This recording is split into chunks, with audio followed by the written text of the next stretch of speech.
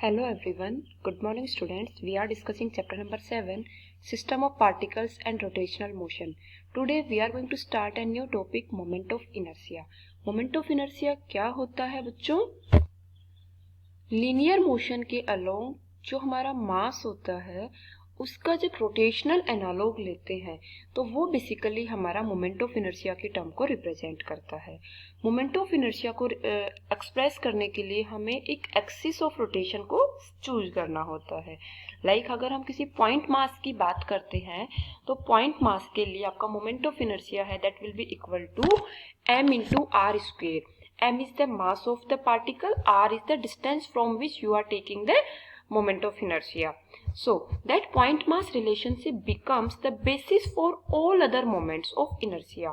वही जो point mass basis है वही हमारी बाकी सबके लिए भी बेसिस हो जाती है। Any object can be built from a collection of point mass. जैसे कि हम मानेंगे कि कोई भी बड़ा ऑब्जेक्ट है उसको हम बेसिकली डिवाइड कर लेंगे छोटे छोटे पॉइंट मास में और उनके इनर्शियाज हमें पता है तो वही जो एक इंडिविजुअल स्मॉल पॉइंट मास का जो इनर्शिया है वो बेसिकली बेसिस के रूप में काम करेगा। तो अब हम बात करते हैं moment of inertia capital I. Linear force क्या होता था आपका न्यूटन के सेकेंड लॉ से। लीनियर मोशन में हम यहाँ पर सारी चीजों को रिलेट करते हैं लीनियर में और एंगुलर में, मीन्स की ट्रांसलेटरी मोशन में और अभी रोटेटरी मोशन में। तो न्यूटन का सेकेंड लॉ जो था वो हमारा ट्रांसलेटरी मोशन में F equal to M A होता था। अगर उसी का हमने रोटेशनल एनालॉग लिया तो that will give you the angular momenta and angular momenta tau can be given as I into alpha. Alpha is angular momenta, tau is torque, I is moment of inertia. Next आपका आता है kinetic energy. Linear case में हमारी क्या थी 1/2 mv square, but if you will go for the angular then kinetic energy will become 1/2 I omega square. Everywhere this I is representing the moment of inertia. Omega is basically angular velocity. Now for momentum, linear momentum was given by P is equal to mv. M is the mass of the particle, v is velocity. If you will go for angular term, then angular momentum can be represented as capital L, that will be equal to I omega. Capital L is basically representing the angular momenta, I is moment of inertia, omega is angular velocity. In the similar way linear work energy theorem को अगर हम देखते हैं तो हमारा क्या हो जाएगा, इधर वर्क आएगा that is force into displacement. तो लीनियर मोशन में या फिर हम ट्रांसलेटरी मोशन की बात करते हैं तो वहां पर एफ नेट मतलब net force on the body into displacement will give you the work that will be equal to energy and this will be equal to change in energy that is 1/2 mv square with delta. if angular की बात करते तो tau net into theta, यहाँ पर जो linear displacement था वो यहाँ पर क्या आ जाएगा बेटा, एंगुलर डिस्प्लेसमेंट के टर्म में थीटा रिप्रेजेंट करेगा। लीनियर के टर्म में जो एफ से रिप्रेजेंट हो रहा था वो यहाँ पर एंगुलर के टर्म में टाउ से रिप्रेजेंट होगा।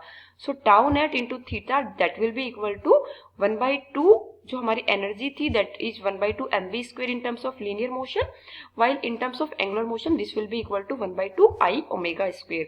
So tau net into theta that will be equal to delta 1/2 I omega square. तो I hope आपको यहाँ से I का जो यूज है आपका वो आपको डिफरेंट टर्म्स में रोटेशनल में और हमने ट्रांसलेटरी में दोनों में हमने कंपेयर करके यहाँ पे उसके चीजों को देखा है। अब इससे आगे की बात करते हैं बच्चे, मोमेंट ऑफ इनर्शिया के एग्जांपल्स की बात करते हैं, हम उसको किस तरह से रिप्रेजेंट करेंगे।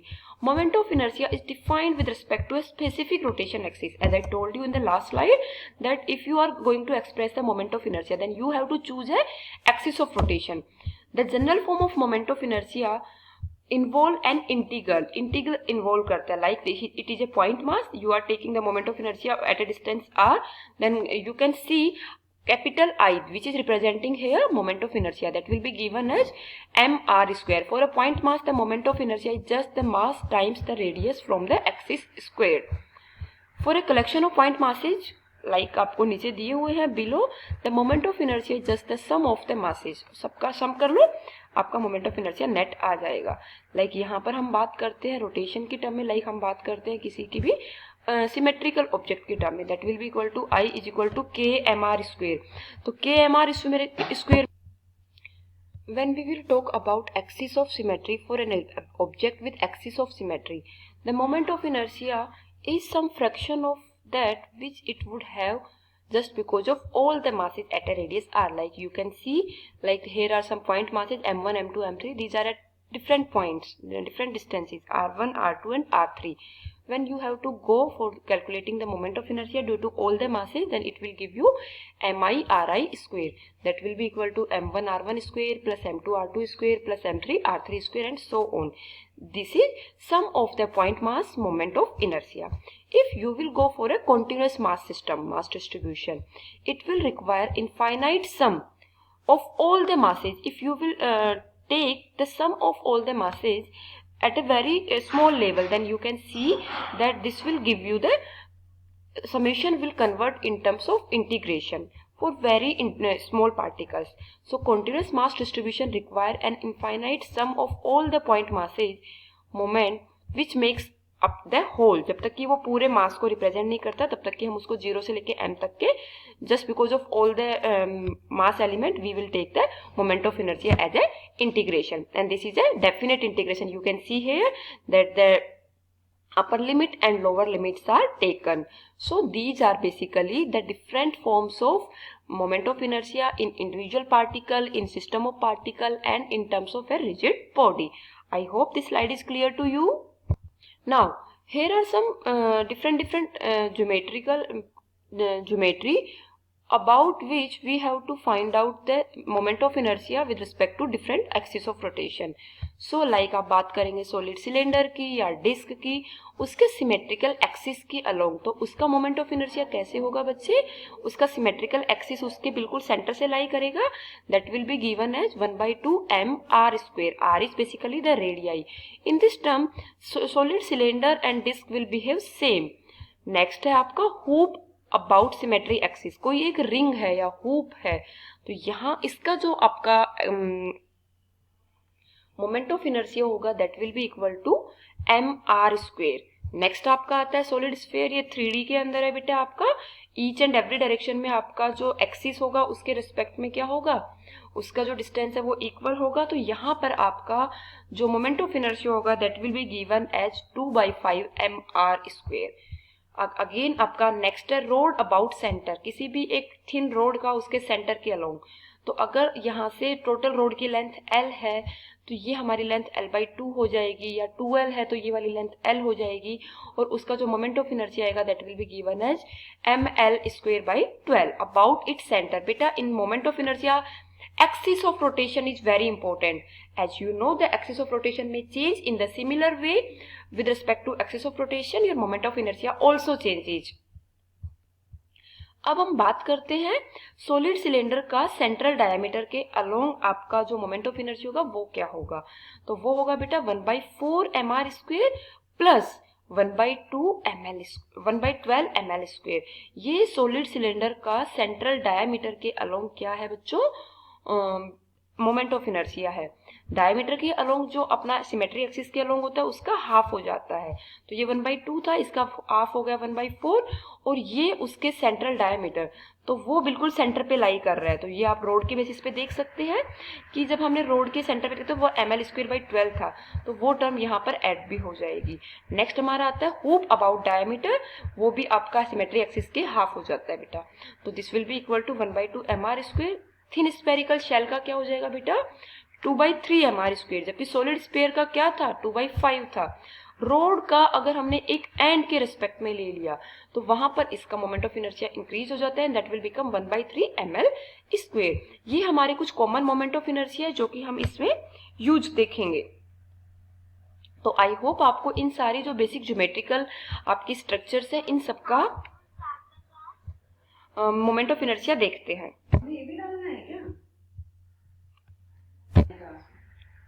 Now the next example is example number 7.10.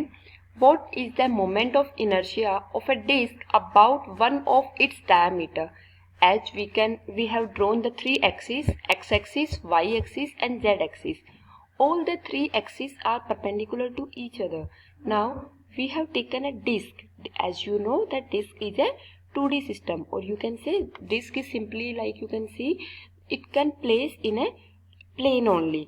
सो हमें इस डिस्क का moment of inertia find out करना है along any one of its diameter. So you can see the diagram.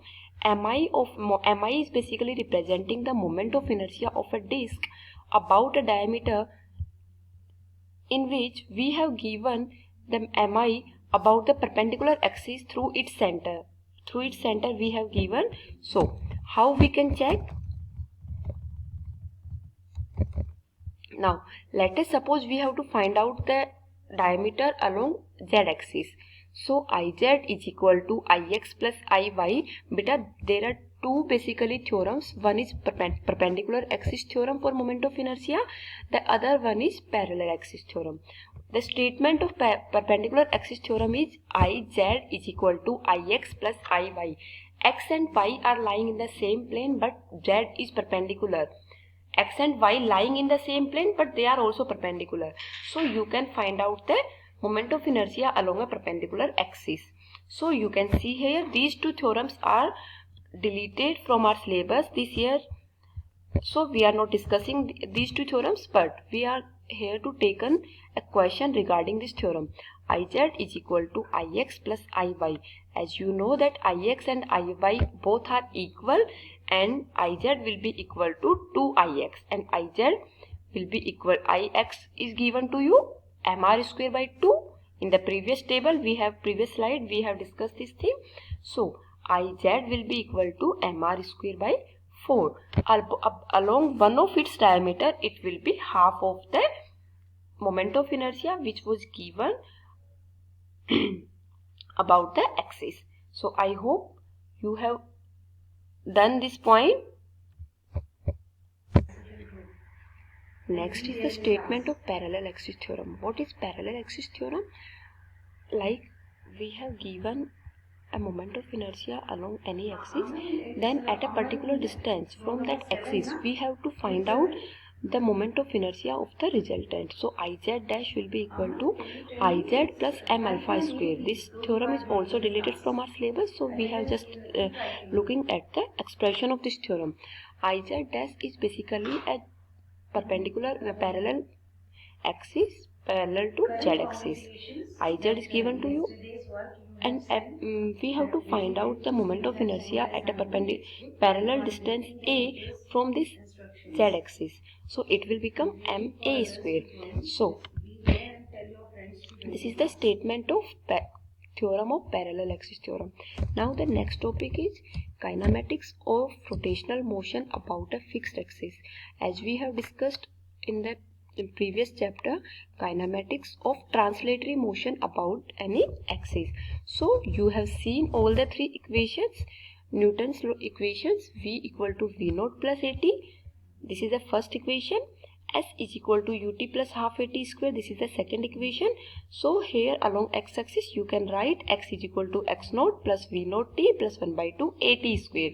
And the third equation is given to you, v square is equal to v naught square plus 2ax. These are the equations in translatory motion, or you can say linear motion. But here we are looking at the rotational motion.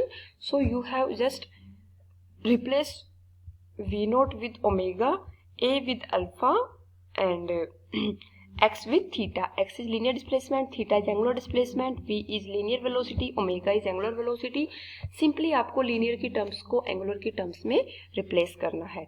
So you will get the omega is equal to omega naught plus alpha t, theta is equal to theta naught plus omega naught t plus 1 by 2 alpha t square, and the last omega square is equal to omega naught square plus 2 alpha theta minus theta naught.